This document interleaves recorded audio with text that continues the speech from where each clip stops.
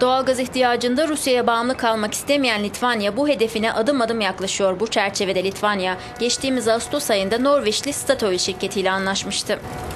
Norveç'ten tedarik edilecek sıvılaştırılmış doğalgazı kullanılabilir hale getirecek olan tanker, Baltık Denizi kıyısındaki Klaipėda limanına demir attı. Özgürlük adı verilen tanker, Litvanya Cumhurbaşkanı'nın da hazır bulunduğu resmi törenin ardından faaliyete geçti.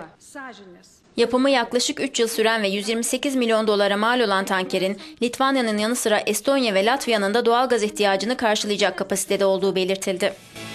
Litvanya, Avrupa Birliği üyeleri arasında Rus şirket Gazprom'a en kabarık faturayı ödeyen ülke olarak biliniyor.